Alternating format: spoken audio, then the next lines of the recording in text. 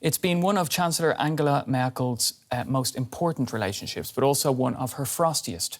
She's just held her final talks with Russia's President, Vladimir Putin. This is Merkel's 20th trip to Moscow as German leader, underlining the importance she places on the relationship between Moscow and Berlin. But those ties have been put under severe strain over issues such as Moscow's annexation of Crimea, the Nord Stream 2 gas pipeline, and the Kremlin's targeting of Russian opposition. Now, during that press conference with Angela Merkel, Vladimir Putin paid tribute to Germany's outgoing leader, saying they hadn't always agreed, but at least they had kept talking. We have had very good relations, and we have had regular contacts in all those years. We have always been in touch with one another and have discussed topical questions and have tried to also reconcile our positions regarding worldwide politics. Of course, our opinions did not always coincide, but we always were able to conduct a constructive dialogue. A constructive dialogue. Now, let's talk now about what we just heard with DW correspondent Emily Sherwood, who's in Moscow, and DW's chief international editor, Richard Walker, who's here with me in studio. But we're going to go first to Emily over in Moscow. What were the main points for you from that press conference? Oh, actually, we don't have Emily Sherwood. We're going to go back to Richard here in the studio. So, Richard, same question. What was your takeaway from that press conference? What were the main points for you? Yeah, well, it was an interesting encounter. I mean, these leaders know each other very well. I mean, Merkel has been in power for 16 years. Putin has been in power in one form or another in Russia for even longer than that. It was Merkel's 20th visit to Russia. In fact, she's made so many visits that she obviously couldn't quite remember herself how many she's done. She said that she's done 16, and we counted carefully, and it's actually 20. So these leaders know each other very well. But despite that kind of deep knowledge of each other, or perhaps because of it, you still had very sort of different renditions from each of them about what was really going on. I mean, if you listened only to Vladimir Putin, it would sound like the relationship is going really well between Russia and Germany. He essentially showered her with praise. He said that their talks had been very constructive. They agreed on many areas, and then said that over the course of their relationship, they'd had very good relations.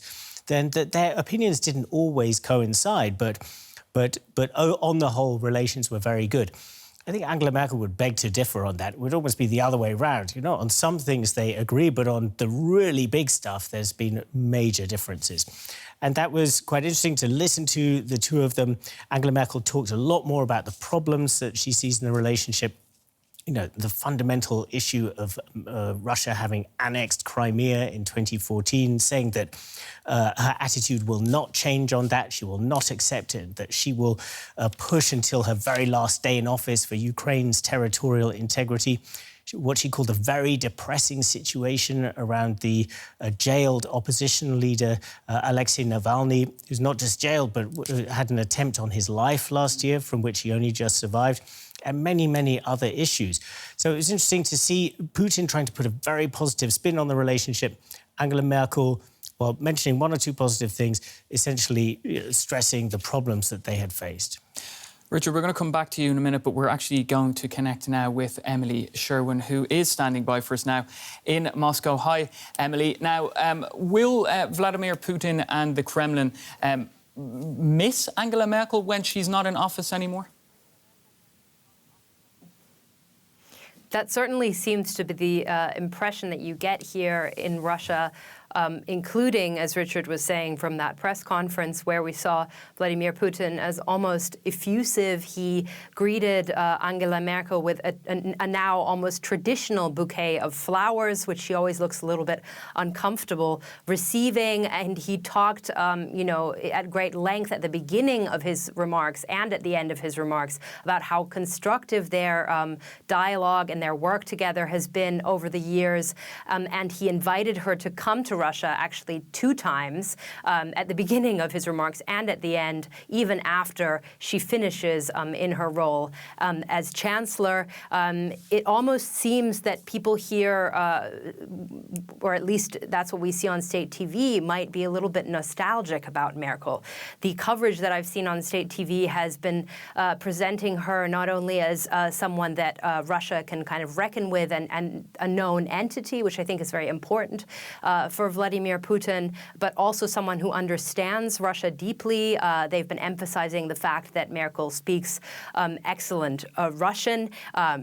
Putin, of course, also speaks German. And there's a sense here that there's great uncertainty when it comes to these all-important relations with Germany, one of Russia's most important trade partners, after all, after the upcoming elections in Germany. There's a sense that perhaps things can only get worse. Emily, we're going to listen now to Chancellor Angela Merkel speaking during that press conference. So let's take a listen. We also talked about the depressing situation of Alexei Navalny. From our point of view,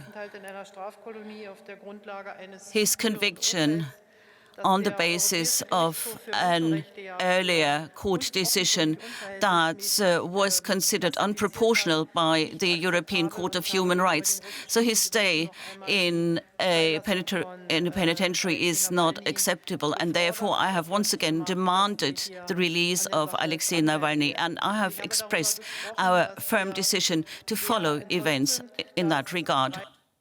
Emily, how do you expect Moscow to react to what Chancellor Angela Merkel had to say about Alexei Navalny? Because she didn't mince her words and she made her feelings very clear.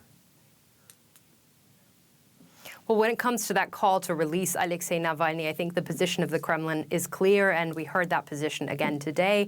The Kremlin's position is that, there is rule of law in Russia, that Alexei Navalny was convicted on fraud charges, that he broke the conditions of his suspended sentence while he was in Germany, just by the way, recovering from being poisoned with a military-grade nerve agent. But from the Russian point of view, he broke that suspended sentence, and then he was arrested when he returned.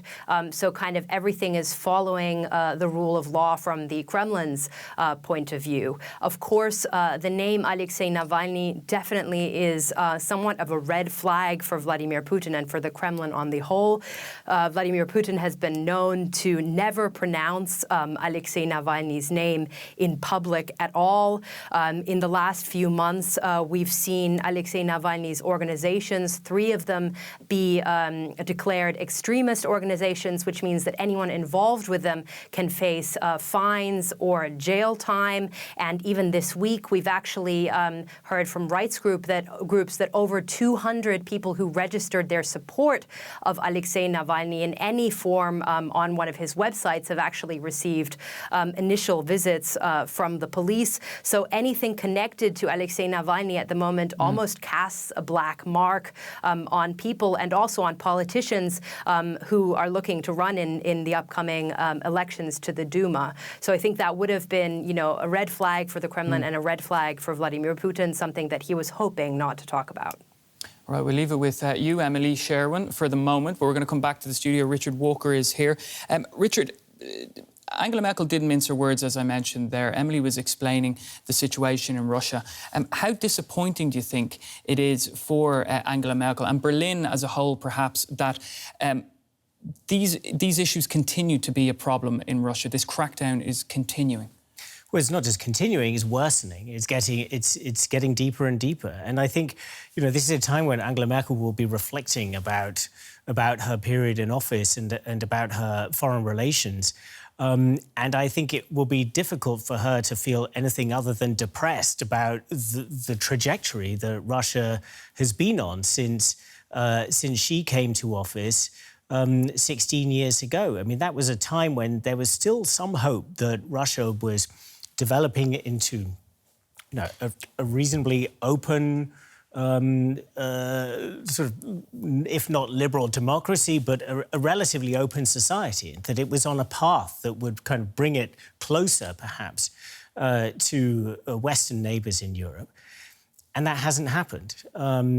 We've seen, not just what we were talking about earlier in Crimea happening internationally, but within Russia taking an increasingly oppressive approach to any form of criticism or dissent, whether it's in the media, whether it's in politics. And the Germans and nobody else really in the international community has found the way to try to create incentives or try to influence Vladimir Putin to move things in the opposite direction. In fact, the world seems to be moving towards a kind of a dichotomy of an authoritarian powers represented by Russia, but also by China, and democracies on the other side. So I think, there are many, many reasons for Angela Merkel to feel frustrated now as she kind of has this final meeting in Moscow. And that's certainly very high up the list. One of the other areas that was discussed by Angela Merkel was Ukraine. And of course, the chancellor is travelling to Ukraine as well after Moscow. How is that going to go forward? She seems very determined to get things moving along. Yeah, so she talked about wanting to get talks going again in the so-called Normandy process, which is a diplomatic structure for talks around trying to resolve the fighting in eastern Ukraine. And Vladimir Putin said the same, that he would like to see those talks come along. But in the other sense, the two leaders talked past each other. Vladimir Putin blamed everything on Ukraine, saying that it's very regrettable what's going on in eastern Ukraine, as if Russia is not part of it. And Angela Merkel, from her point of view, said that it was the separatists who were to blame for the problems, and the separatists very, very close links to Russia. What Angela Merkel might have been hoping to take to Ukraine as something of a positive gesture might have been a commitment from Russia to extend gas transit through Ukraine beyond the year 2024. Now, this is all about the Nord Stream 2 gas pipeline that's been very controversial recently, connecting Russia directly to Germany. Germany has stuck doggedly to that, despite criticism from the United States and European allies. What Germany recently committed to do with the United States was to push Russia to promise keep pushing gas through Ukraine as well as using this pipeline, because otherwise Ukraine stands to lose a huge amount of money. If she was hoping to get a promise from Vladimir Putin on that today, she'll be disappointed. There was no word from him at all on Nord Stream 2 in his statement at the beginning of that press conference there. So I think another moment where you get the sense of Angela Merkel kind of going to Russia, engaging in dialogue, but not getting an awful lot for it in return. All right, well, we're going to leave it there. DW's Chief International Editor, Richard Walker, here in studio with me, and DW's Moscow correspondent, Emily Sherwood. Thanks to both of you.